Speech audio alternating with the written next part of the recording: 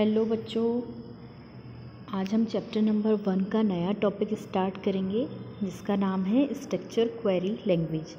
ये टॉपिक आपको बहुत ज़्यादा नया नहीं लग रहा होगा क्योंकि आप इसको 11th में पढ़ चुके हैं।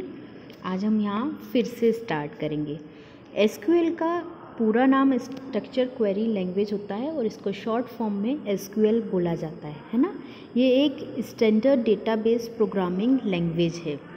For handling database and database related programmings, programmers need to have some medium, and you can say that the interface to particular a set of command or code to deal with a database or to access the database in data. In this video, you have a brief introduction of those technologies that you will study during the journey of towards learning SQL. SQL की सबसे easy और smallest जो definition है, जो basic definition है, सबसे पहले हम वो देखते हैं। Structure query language is a standard computer language for relational database management and data manipulation. SQL is used to query, insert, update and modify data. Structure query language एक स्टैंडर्ड कंप्यूटर लैंग्वेज है। किसके लिए? Relational database management और data manipulation के लिए। बेटा हिंदी में भी इसको इसी तरीके से लिखा जाता है। एसक्यूएल को हिंदी में कुछ अलग नहीं बोलते हैं, उसको स्ट्रक्चर क्वेरी लैंग्वेज ही बोलते हैं। तो हिंदी मीडियम के बच्चे बिल्कुल भी घबराएं नहीं और ज़्यादा से ज़्यादा कोशिश ये किया करें कि जो बेसिक टर्मिनोलॉजी है वो हम इंग्लिश में ही लर्न करें और इंग्लिश में ही लिखें। तो इसकी हिंदी में डेफिनेशन क्या होगी? स्ट्रक्चर क्वेरी लैंग्वेज एक स्टैंडर्ड कंप्यूटर लैंग्वेज है जिसके द्वारा रिलेशनल डेटाबेस को मैनेज किया जाता है। मैनेज यानी प्रबंधन किया जाता है उनका, और उसको मैनिपुलेट किया जाता है, मतलब उसमें कुछ अपडेशन करना, डिलीट करना, कुछ चेंज करना, या डेटाबेस में हम कोई भी कार्य करना चाहते हैं तो वो हम स्ट्रक्चर क्वेरी लैंग्वेज के द्वारा कर सकते हैं। एसक्यूएल का उपयोग क्वेरी को इंसर्ट करने के लिए, अपडेट करने के लिए, मॉडिफाई करने के लिए किया जाता है। एसक्यूएल के अंदर किसी भी काम को करने के लिए जो हम इंस्ट्रक्शन लिखते हैं उसको क्वेरी बोलते हैं, इसीलिए इसको स्ट्रक्चर क्वेरी लैंग्वेज भी कहा जाता है। अब हम बात करते हैं इसके इतिहास की, हिस्ट्री ऑफ एसक्यूएल। कई बार हम ये बेसिक सी चीज़ है, आप सभी लोग जानते हैं, चाहे कंप्यूटर्स में, टेक्नोलॉजीज़ में ये होता है कि सबसे पहले उसकी बेसिक जो डेवलपमेंट हुआ उसको लॉन्च किया जाता है। जैसे आप किसी ऑपरेटिंग सिस्टम को उठा लें या किसी एक सिंपल से सॉफ्टवेयर की बात करें या किसी एप्लीकेशन की बात करें। आप एप्लीकेशन के एग्जांपल से समझिए इसे कि आप यदि कोई भी गेम का या किसी भी और चीज़ का ऐप ही डाउनलोड करते हैं तो उसका ऐप कभी कुछ दिखता है, मतलब आपने जब डाउनलोड किया तब उसका वर्ज़न कोई और है, एक बेसिक वर्ज़न है, पर थोड़े टाइम बाद उसमें कुछ ना कुछ नया चेंज हो जाता है, अपडेट हो जाता है। तो आप भी देखते हैं कि आपका मोबाइल फ़ोन, एप्लीकेशंस वगैरह सब एक समय समय पे अपडेट होती हैं, और जैसे ही अपडेट होता है तो उसमें कुछ नया दिखने लगता है, नया आ जाता है। सेम इसी तरीके से कंप्यूटर लैंग्वेज हो, ऑपरेटिंग सिस्टम हो, टेक्नोलॉजीज़ हो, जो भी हैं, इनमें समय समय पे अपडेशन होता रहता है। जब बेसिक चीज़ जो आपकी आती है उसके बाद उसमें समय के साथ साथ बहुत सारे चेंजेस आते जाते हैं। तो ऐसे ही एसक्यूएल, इसके बहुत सारे वर्ज़न आ चुके हैं। सबसे पहला वर्ज़न IBM में सेंट जोस रिसर्च लैबोरेटरी में इसका डेवलपमेंट हुआ था। इनिशियली इसको सीक्वेल नाम से जाना जाता था। सीक्वेल, एसक्यूएल को क्या बोलते थे? सीक्वेल। ये देखिए मैंने लिखा हुआ है, सीक्वेल नाम से इसको स्टार्टिंग में जाना जाता था 1970s के टाइम पे। फिर इसके बाद इसमें बहुत सारे चेंजेस हुए, उसमें थोड़ा थोड़ा ऐड ऑन होता गया। फिर अमेरिकन नेशनल स्टैंडर्ड इंस्टीट्यूट ने एक अलग चेंज करके उसको अपडेट किया 1992 में। इस तरीके से ये डेवलप्ड होते होते बेसिकली ये एसक्यूएल 1970 में डेवलप की गई थी बाय डोनाल्ड डी चैम्बलिन ने और Raymond F Boyce at IBM university में। इसका फर्स्ट जो डेवलपमेंट हुआ था 1970 में हुआ था। तो ये आपको सबसे ज़्यादा याद करने वाली चीज़ है कि ये IBM लैब में 1970 में इसको डेवलप किया था। अब इसका जो पहला वर्जन आया था उस वर्जन को इनिशियली सिक्वल नाम से जानते थे। किस नाम से? सिक्वल्स नाम से बोला जाता था। Structured English query language, structured English query language जब इनिशियली इसको डेवलप किया गया था तो इसको स्ट्रक्चर्ड इंग्लिश क्वेरी लैंग्वेज के नाम से जाना जाता था। उसके बाद इसमें और ज़्यादा चेंज करते करते इसको 1979 में फिर एक नया चेंज अपडेशन हुआ। इसमें रिलेशनल सॉफ्टवेयर को रिलीज़ किया गया। ये एक पहला कमर्शियल प्रोडक्ट था जो डेटाबेस पे काम करने के लिए लॉन्च किया गया था। IBM start developing commercial product on SQL based on the prototype of system R। ये रिलेशनल डेटाबेस पे काम करने वाला भी पहला कमर्शियल सॉफ्टवेयर हुआ। इसके प्लेटफॉर्म पे बहुत सारे नए नए सॉफ्टवेयर फिर डेवलप होने लगे। अब हम बात करते हैं कि SQL प्रोसेस कैसे करता है। सिंपली SQL क्वेरी को लेता है, उस क्वेरी को प्रोसेस करता है, प्रोसेस करके फाइल मैनेजर या ऑप्टिमाइज़र के पास सेंड करता है और डेटाबेस इंजन उसको फिज़िकल डेटाबेस जहाँ पे डेटाबेस को सेव करना है वहाँ जाके स्टोर कर देते हैं। When an SQL command is executing for any RDBMS, then the system figure out the best way to carry out the request and the SQL engine determines that how to interpret the task। जब भी एक SQL query execute होने के लिए generate होती है तो सबसे पहले वो रिक्वेस्ट को कैरीलेट करती है। यहाँ हमारी request SQL query request generate हुई। जैसे ही वो क्वेरी जनरेट होती है क्वेरी प्रोसेसर के पास चली जाती है। क्वेरी प्रोसेसर के बाद जो हमारा DBMS इंजन है ये डिफ़ाइन करता है, SQL इंजन ये डिफ़ाइन करता है कि हम किस तरीके से इस रिक्वेस्ट को बहुत आसानी से इस काम को कर सकते हैं। इंटरप्रेट करता है मतलब इसको ट्रांसलेट करता है उसमें कि हम किस तरीके से कितनी आसानी से इस क्वेरी को प्रोसेस कर सकते हैं। In the process, various components are included. These components can be optimization engine, query dispatcher, classic, etc. इस पूरी प्रोसेस के बहुत सारे कंपोनेंट्स हैं। ये कंपोनेंट्स आपको डायग्राम में दिखाई दे रहे हैं, जैसे कि query language processor, DBMS engine, optimiser, file manager या ट्रांजैक्शन मैनेजर, ये फिज़िकल डेटाबेस जहाँ पे हमारा पूरा डेटाबेस जाके स्टोर होता है। यदि आपसे एग्ज़ाम में पूछा जाता है कि SQL की प्रोसेस क्या है, किस तरीके से ये काम करती है, तो आपको ये डायग्राम ड्रॉ करके इसका शॉर्ट में ये जो डिस्क्रिप्शन मैंने इसमें लिखा है ये लिखना है। ये आपकी बुक में भी है शायद, डायग्राम तो है बुक में, डिस्क्रिप्शन आप चाहें तो ये ऑन लैंग्वेज में भी लिख सकते हैं। अब रही बात कि सारी जो SQL प्रोसेस है ये पूरी प्रोसेस एक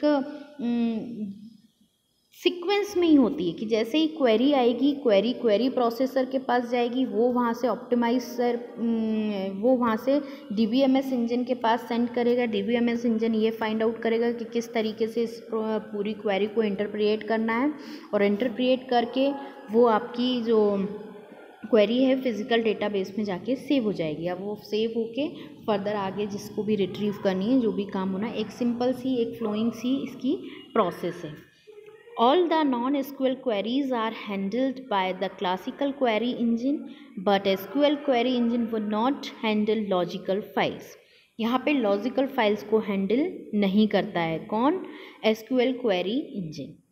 अब हम बात करते हैं कि क्वेरी किस तरीके की लैंग्वेज में लिखी जाती है। आप सभी लोग SQL चला चुके हैं। SQL की क्वेरी लिखने का एक स्टैंडर्ड तरीका है, उसी फॉर्मेट में इंग्लिश टाइप लैंग्वेज में हर काम को करने की क्वेरीज़ लिखी जाती हैं और उन क्वेरीज़ के द्वारा ही हम डेटाबेस में मैनिपुलेशन कर पाते हैं, डेटाबेस का मैनेजमेंट कर पाते हैं।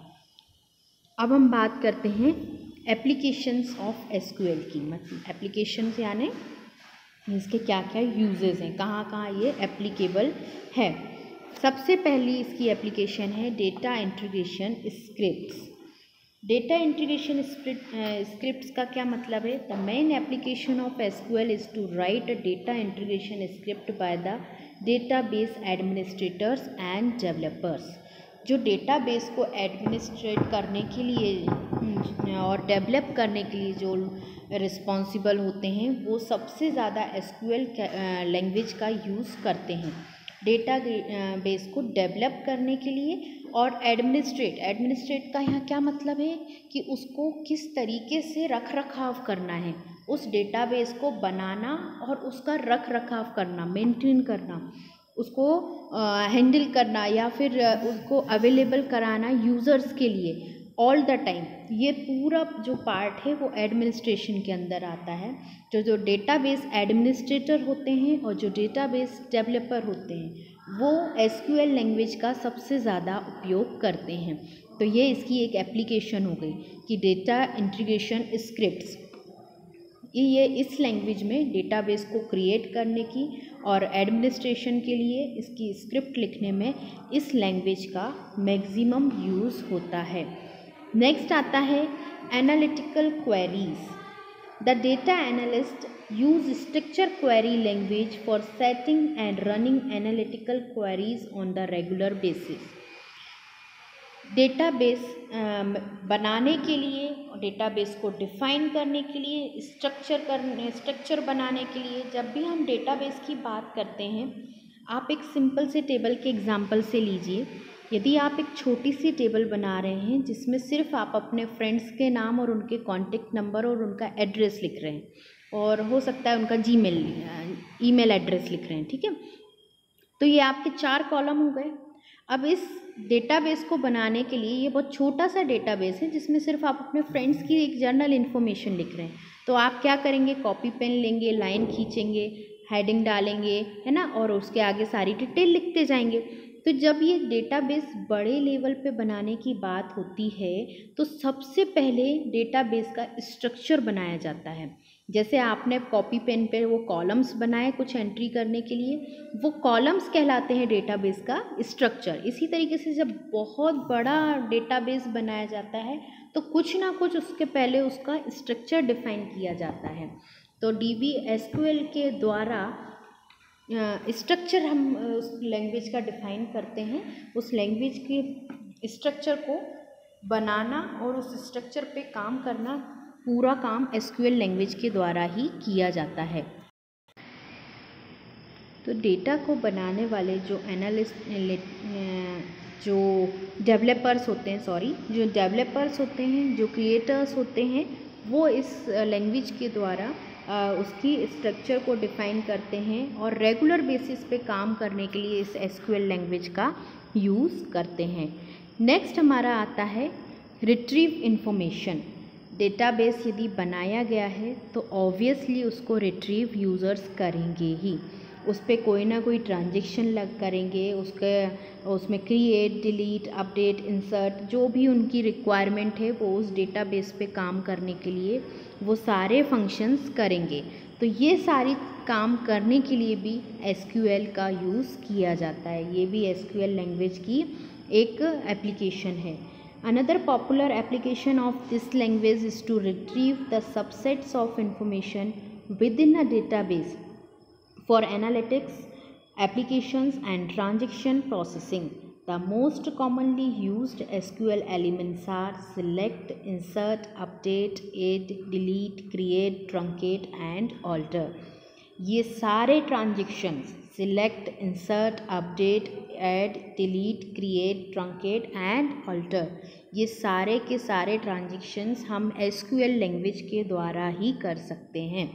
अब बच्चों, हिंदी मीडियम के बच्चों के लिए स्पेशली मैं बोलूँगी कि जो कमांड्स, जैसे मैंने बोला सिलेक्ट, इंसर्ट, अपडेट, ऐड, जैसा कि इनका नाम है सिलेक्ट करना, यानी कि कुछ हमारे डेटाबेस में से चयन करने के लिए, सिलेक्ट का हिंदी मतलब होता है चयन करने के लिए। अब इंसर्ट करना यानी कि हिंदी में इसका मतलब हुआ कुछ डेटाबेस में डालने के लिए, ऐड करने के लिए। तो जो ये वर्ड्स के मीनिंग निकलते हैं ना, वो वर्ड से ही समझ में आ जाता है कि इस कमांड का क्या काम है। और ये कमांड हिंदी मीडियम के बच्चों आपको इसी तरीके से इंग्लिश में ही याद करनी पड़ेंगी। यदि मैं इस एक एक चीज़ की आपको हिंदी बताऊंगी तो वो आपको लिखना डिफ़िकल्ट हो जाएगा। आपको इसी तरीके से इंग्लिश में ही लिखना पड़ेगा और समझना पड़ेगा। अब जैसे अभी मैं आपको नेक्स्ट वीडियो में कमांड्स लिख के दिखाऊंगी, कमांड्स रन करने पे क्या आउटपुट मिलता है वो पूरा मैं आपको वीडियो में बताऊंगी कि किस तरीके से कमांड लिखनी है, किस तरीके से उसका आउटपुट आना है। तो बेटा हिंदी मीडियम के बच्चे स्पेशली सुनिए कि आपको वो इंग्लिश में ही लिखना पड़ेंगी और वो इंग्लिश में ही लर्न भी करना पड़ेंगी। तो आप कोशिश करिए कि बहुत सारे जो बेसिक टर्मिनोलॉजी है वो इंग्लिश में ही याद करें और उनको लिखने की, बोलने की सबकी प्रैक्टिस करें, है ना। इतना ज़्यादा हिंदी हम आईपी में नहीं पढ़ सकते हैं कि हर वर्ड का बिल्कुल टिपिकल हिंदी मीनिंग में आपको समझाऊं, वो लिखने में भी गलत हो जाएगा। इनफैक्ट आपकी बुक में भी बहुत सारे इंग्लिश वर्ड्स हैं जो आपको याद करना पड़ेंगे, राइट। तो एसक्यूएल स्टेटमेंट की मदद से हम क्या करते हैं, select, insert, update, add, delete, create, truncate and alter, ये सारे काम हम करते हैं। तो ये इसके एप्लीकेशंस हो गए। और कुछ और अदर इम्पॉर्टेंट एप्लीकेशंस हैं। Some other important applications, the SQL is used for modification of the index structure and the database table. Additionally, the user can add, update, delete the row of the table using this language.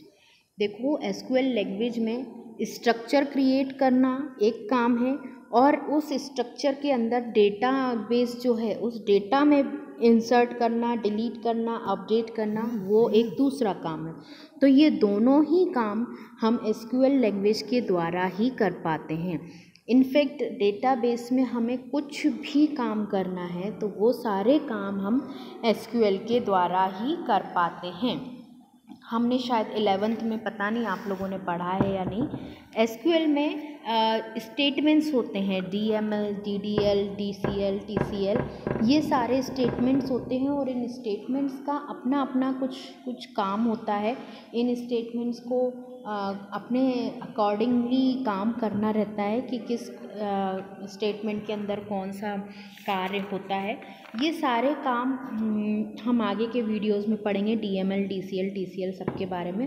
अभी हम इधर SQL की applications के बारे में बात कर रहे हैं। तो हिंदी मीडियम के बच्चे एप्लीकेशन यानी कि यूजेस, उपयोग, कहाँ कहाँ एसक्यूएल का उपयोग किया जाता है, तो यहाँ पे data integration scripts, analytical queries में रिट्रीव इन्फॉर्मेशन यानी इन्फॉर्मेशन को लेने के लिए, और कुछ अदर इम्पॉर्टेंट एप्लीकेशंस जैसे कि एसक्यूएल में कुछ मॉडिफिकेशन करना, इंडेक्स में, स्ट्रक्चर में, डेटाबेस की टेबल में कुछ चेंज करना, टेबल में कुछ ऐड करना, इंसर्ट करना, डिलीट करना रो को, तो वो सारे काम हम एसक्यूएल लैंग्वेज के द्वारा ही कर पाते हैं। आज के वीडियो में बस इतना ही। आज हमने पढ़ा applications of SQL, SQL language कब और किसने डेवलप करी, और एसक्यूएल की प्रोसेस में हमारे जो कंपोनेंट्स थे, main component, query dispatcher, optimization engine, classic query engine and SQL query engine, ये सारे इंजन्स कैसे इस प्रोसेस को काम करने के लिए एसक्यूएल प्रोसेस को रन करते हैं। आज के लिए इतना। नेक्स्ट वीडियो में हम आगे के टॉपिक्स पढ़ेंगे। Thank you.